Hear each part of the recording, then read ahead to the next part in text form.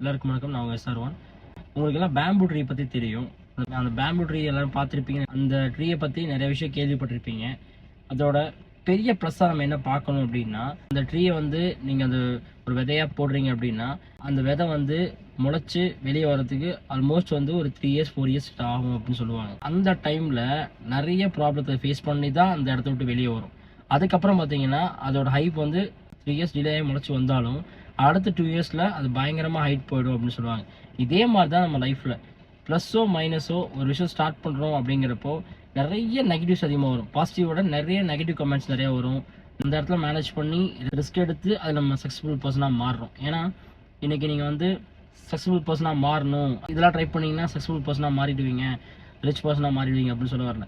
எந்த இடத்துல இருந்தாலும் நம்ம மைண்ட் செட் கிளியராக இருக்கணும் அப்படிங்கிறத சொல்ல வரேன். ப்ளஸ்ஸாக இருந்தாலும் மைனஸாக இருந்தாலும் டிசிஷன் மேக்கிங் நீங்களாக தான் இருக்கணும். வேறு ஒருத்தர் சொன்னாங்கிறதுக்காக அந்த இடத்த ஸ்டாப் பண்ணிட்டு அப்படியே போயிடக்கூடாது. ப்ளஸ் ஆர் மைனஸ் அதை இறங்கி நீங்கள் தான் ஒர்க் அவுட் பண்ணணும். ரிஸ்க் எடுத்தாலும் ரிஸ்க் எடுங்க, அந்த ரிஸ்க் கால்குலேட்டாக எடுக்கணும் அப்படின்னு அப்படியே சொல்லியிருப்பேன் நான். நீங்கள் ஒரு விஷயத்தை ஸ்ட்ராங்காக இருக்கணும் அப்படிங்கிறத அந்த வீடியோ சொல்ல வரேன்னா, ஒரு இண்டஸ்ட்ரிக்குள்ள நம்ம வர்றோம் அப்படிங்கிறப்போ அந்த இண்டஸ்ட்ரி மூலிமா நம்ம என்ன பெனிஃபிட் கிடைக்க போகிறோன்னு யோசிக்கிறத விட நாம் இந்த இண்டஸ்ட்ரியை எப்படி மாற்ற போகிறோன்னு யோசிங்க. அப்படி யோசித்தாலே நிறைய ஐடியாஸ் கிடைக்கும். ஐடியாஸ் கிடைச்சாலே அந்த மணிங்கிறது டிப் மாதிரி தாராளமாக கிடைக்கும். Just think about that.